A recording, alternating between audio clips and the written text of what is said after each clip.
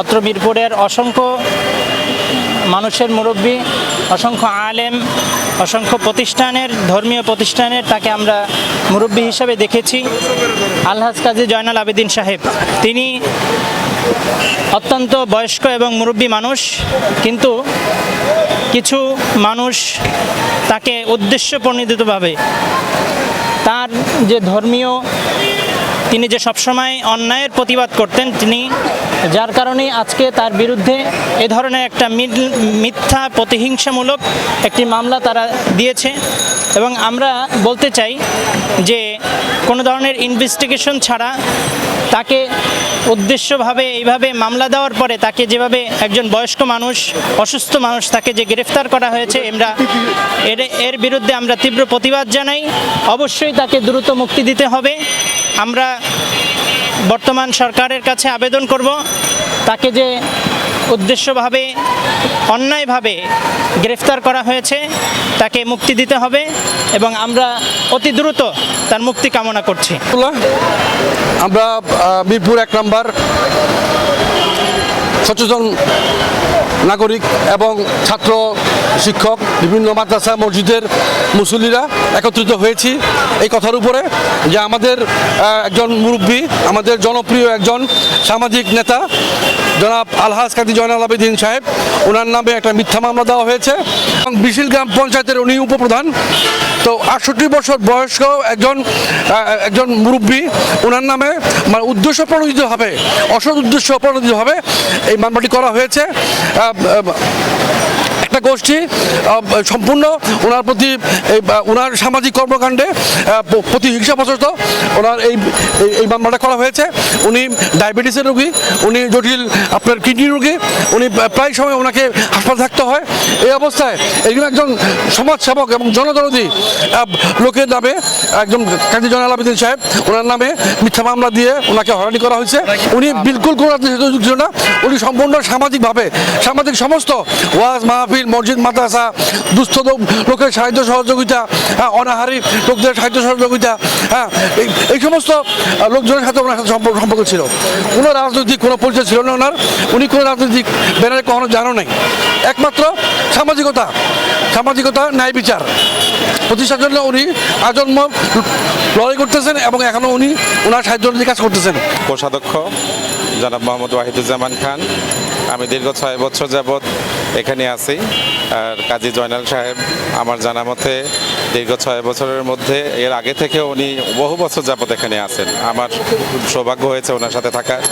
বিভিন্ন সময় উনি আলেমাদের সাথে সবসময় সম্পৃক্ত থাকেন। মাদ্রাসা মসজিদগুলোতে খেদমতে আরও কয়েকটা মাদ্রাসা সম্পৃক্ত আছে। আসলে ওনার ব্যাপারে যে ব্যাপারটা হয়েছে আমরা সবাই একটু আসলে অবাক হয়েছি, আসলে আমরা নিজেরাও অবাক হয়েছি। আসলে আমার জানা মতে কখনো দেখি নাই কোনো মিটিং মিছিল বা কোনো কিছুর ব্যাপারে, কখনোই দেখি নাই। আর ওনার মতন মানুষ প্রথম শুরুতে দেখলেও আসলে ওই ব্যাপারে উনি যে হঠাৎ করে আকস্মিকভাবে দেখলেও কেউ বিশ্বাস করবে না। আসলে সবসময় আমার সাথে বলতে, বাবা দিনের খেদমতে আসছি, এই খেদমতের পথ অনেক কঠিন, অনেক বিপদ আপদ আসবে, আল্লাহর জন্য সব কিছু করো। তো সেই সুবাদে আমিও নিজে অবাক হয়েছি যে আসলে ব্যাপারটা বুঝলাম না। আমার মনে হয় এই জিনিসটা একটা উদ্দেশ্য প্রণোদিত ভাবে হয়েছে। আমরা এই জন্য আজকে মানববন্ধনের এই জায়গা সম্পৃক্ত হয়েছি। আসলে আর আজকে বৃষ্টির জন্য আসলে অনেকে আসতে পারেনি। তো সেই সুবাদে আমি আমার সম্মানিত সেক্রেটারি আন্দুরি মসজিদের, সেই সুবাদে আমি সকলের পক্ষ থেকে, কমিটির পক্ষ থেকে আমি আর্জি জানাচ্ছি। আসলে এটা ওনার প্রতি একটা জুলুম হইতেছে। সেই ক্ষেত্রে মাননীয় যেখানে আমাদের কোর্ট বা আদালত যেখানে আছে, আসলে তার নিঃশর্ত মুক্তির জন্য দাবি জানাচ্ছি। উনি আমাদের এলাকার একজন সম্মানিত ব্যক্তি, বিভিন্ন মসজিদ মাদ্রাসায় ওনার সম্পৃক্ততা এবং উনি সবসময়ই মানুষের জন্য কিছু করেছেন। ওনাকে গতকালকে দুপুরবেলা ঠিক জুম্মার আগ দিয়ে উনি যখন রেডি হয়ে মসজিদে যাচ্ছিলেন, তখন কাফরুল থানা থেকে একটা টিম ওনাকে গ্রেপ্তার করে নিয়ে যায় এবং ওনাকে ম্যাজিস্ট্রেট কোর্টে প্রেরণ করার পরে মাননীয় ম্যাজিস্ট্রেট সাহেব ওনার কাছে 5 দিনের রিমান্ড চায় পুলিশ।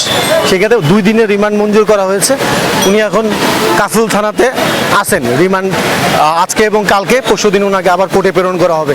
কিন্তু উনি যে কাজ করেছেন মানবিক, যদি এই দৃষ্টিতে আমরা ওনাকে দেখি, তাহলে উনি কখনোই এই ধরনের কোনো কাজের সাথে জড়িত ছিলেন না, জীবনের শুরু থেকেও না, কখনো না। উনি সবসময় সামাজিক কাজগুলো করেছেন যেটাতে মানুষের উপকার হয়, সেইগুলোই আমরা ওনার দ্বারা করতে দেখেছি। উনি আপনার এই আলনুনি মসজিদে ওনার বাবা, তারপরে ওনার আরও আত্মীয় স্বজন যারা আছে সবাই মসজিদের সাথে সম্পৃক্ত এবং ওনারা নিজেরা পর্যন্ত জমি দিয়ে একটা মসজিদ গঠন করেছেন। সেই মসজিদে মাদ্রাসাও আছে এবং এই যে ছেলেরা দেখতেছেন ওরা নিজেরা আগ্রহী হয়ে যে আমরা ওনার জন্য একটা মানববন্ধন করব। আপনারা একটু না, আমাদের পুলিশ নিয়ে গেছেন, আমরা তারপরে থানায় যোগাযোগ করে ওনার সাথে থানাতে আমরা দেখা করেছি। অবশ্যই উনি বৈষম্যের শিকার, কারণ উনি সারা জীবন মানুষের পক্ষে, জনগণের পক্ষে, জনগণের অধিকারের পক্ষে কথা বলেছেন। আজকে সেই ব্যক্তি বিনা কারণে জেল খাটতেছেন, এটা তো মানবিক কাজ হতে পারে না। বর্তমান যারা সরকারে আছেন তারা তো মানবিক সরকার এবং তারা আজকে আমরা রাস্তায় আমরা কষ্ট করে ছাত্রদের সাথে আমরা ছিলাম, আজকে সেই সরকার আমরা গঠন করেছি, তাহলে আমাদের বিচার আমরা কার কাছে বিচার পাবো? সে তো গত আওয়ামী লীগ যা করে গেছে, যদি এই হয় অবস্থা তাহলে আমরা বিচার কার কাছে চাবো? মানে পুরো মিথ্যা মামলা দিছে। মামলাটার ডেসক্রিপশন আপনাদেরকে আমরা দিব। এই মামলা থেকে আমরা চাই ওনাকে বেকসুর খালাস প্রদান করে এই মিথ্যা মামলাটা ওনার নাম থেকে প্রত্যাহার করতে হবে এবং ওনাকে আমরা নিঃশর্ত মুক্তি চাই।